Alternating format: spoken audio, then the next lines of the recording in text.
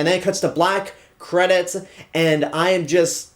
That's where I became the entitled fan, where I want to see what happens next. I am dying to see what happens next. And what will they do? Well, 2 years later, and we finally know what they've done.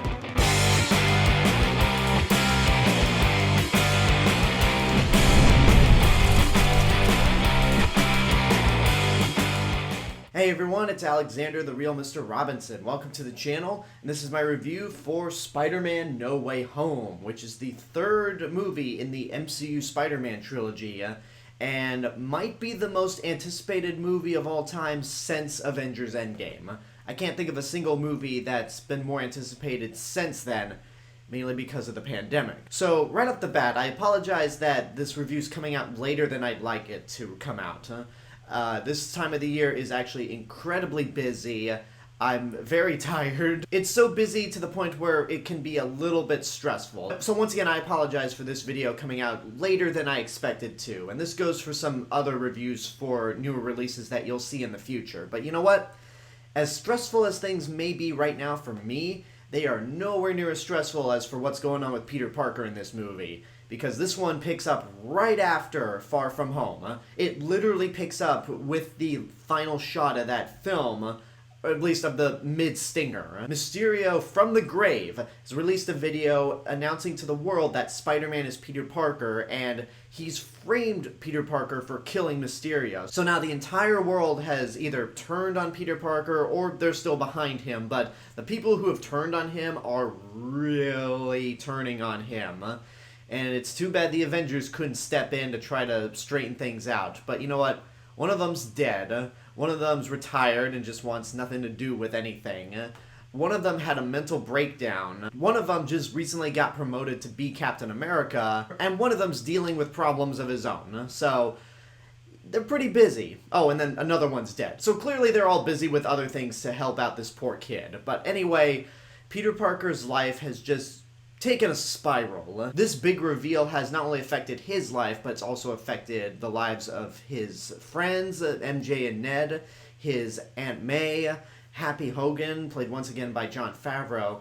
So he decides to visit Doctor Strange, and he asked him, is there a way you could possibly make a spell to make the whole world forget that I'm Spider-Man? And so he does, but unfortunately, Peter makes a few too many requests that tampers with the spell, and this opens a gateway into the multiverse, where other villains from other universes who know that Peter Parker is Spider-Man come into this universe and start causing problems. And some of those villains include the return of Alfred Molina as Dr. Otto Octavius, Jamie Foxx as Max Dillon, aka Electro, and Willem Dafoe as Norman Osborn, aka the Green Goblin. So, yeah, there was clearly a lot riding on this movie. Now, this is going to be spoiler-free, even though the movie's gone through its first full weekend, and I'm sure by this point everyone's seen it. I'm still not going to talk about this movie as if you've seen it. I'm talking about it as if you're not seeing it. But I will say this, if you've been watching a bunch of fan predictions on how this movie will play out, or if you've just been following up on this movie obsessively, most of the rumors that you've heard that the internet's put out there are true. I won't say what they actually are, but we'll just move on. This movie has been highly anticipated. I was probably anticipating it for different reasons, because of that big cliffhanger at the end of Far From Home, which I like. The first half of Far From Home it just doesn't really work for me, but that second half really kicks in and saves the entire movie. And then Homecoming, I actually love quite a bit. I mean, for the longest time, that was always my favorite Spider-Man movie, even above Sam Raimi's Spider-Man 2, which I think is a tad overrated. That being said, that is no longer my favorite live-action Spider-Man movie, because No Way Home not only takes that crown, but it's also the best Marvel movie that has come out this year. And I've liked them all, but this one is certainly hands down the best one. And it might actually be better than all the Disney Plus shows that have come out. I made a comparison earlier that this was probably the most anticipated movie since Avengers Endgame, but it also works like the Spider-Man equivalent for Endgame. Because while it does feature a lot of fan service and some returning cast members from the previous Spider-Man movies, they don't come across as just forced fan service. all these little nods are woven into the story, and they fit perfectly. Just like how Avengers Endgame took all these little nods to previous films, and it's like, no, these aren't just Easter eggs for the sake of having Easter eggs. These are there to help enhance the plot. They're important, and nothing like what The Rise of Skywalker does, where it's just there for the sake of being there. And also, unlike The Rise of Skywalker, this movie not only ends this trilogy on a very perfect note, but it also makes me excited for what the future holds for Tom Holland as Spider-Man, who is great in this movie. I've always thought of him as my favorite Peter Parker Spider-Man, but this is the movie where he truly shines, because these have always been coming-of-age stories disguised as superhero movies. The first one was about Peter Parker learning to adjust with his powers, trying to manage his personal life with his superhero life. The second one was where he breaks free from the shadow of Iron Man that not only fans have put him under, but also the people within this universe, and become the Spider-Man that we know and love. And this is the one where he officially becomes that hero. And there's a lot of sacrifices that he makes in this movie, but he also just goes that extra mile to try to do the right thing. Jacob Batalon and Zendaya are both great as Ned and MJ respectively, and the chemistry that Tom Holland and Zendaya have with each other is just magic. It reminds me very much of the chemistry that Andrew Garfield and Emma Stone had, and I think it might be for the same reasons. I don't keep up with Hollywood gossip, and honestly, when it comes to the personal lives of these celebrities, I try to just not pay attention because it's their personal lives, but are they dating?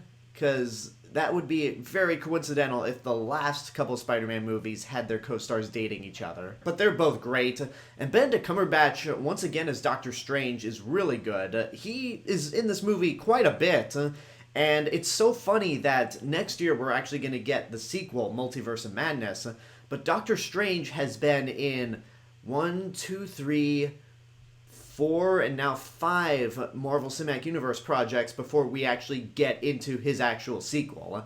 I find that kind of funny, but it goes to show you how important this character is to the franchise going forward. And of course you have Willem Dafoe and Alfred Molina back from the Sam Raimi Spider-Man trilogy, and both of them are just as good as ever. I've always liked Willem Dafoe as Norman Osborn, Green Goblin, a lot more than Alfred Molina as Dr. Otto Octavius, mainly because I just think in Spider-Man 2, he's a poorly written character. The actor does a fantastic job with that role, but the writing, I just think, falls flat. So in this movie, I think the writing for Doc Ock is much stronger, and I like what they do with his character.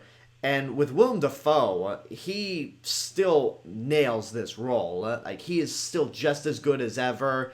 And honestly, he actually scared me in this movie more than he ever did in the first Spider-Man movie. Because in that first movie, he's great, but he's so goofy and over the top that I can't help but laugh. And that's fine, because the Sam Raimi Spider-Man movies have a bit of camp to them.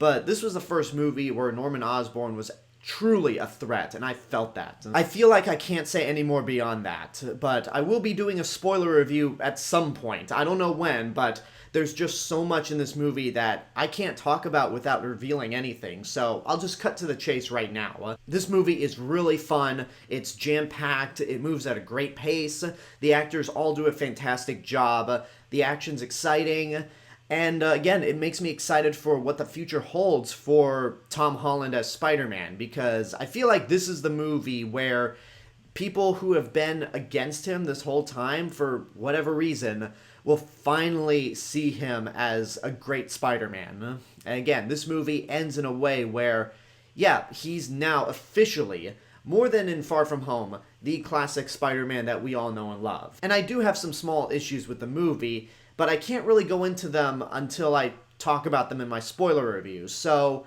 I would just say right now as a rating, get off your ass and go see right now. I'd say this has been a pretty decent year for comic book movies. This, Shang-Chi, and The Suicide Squad are my favorites.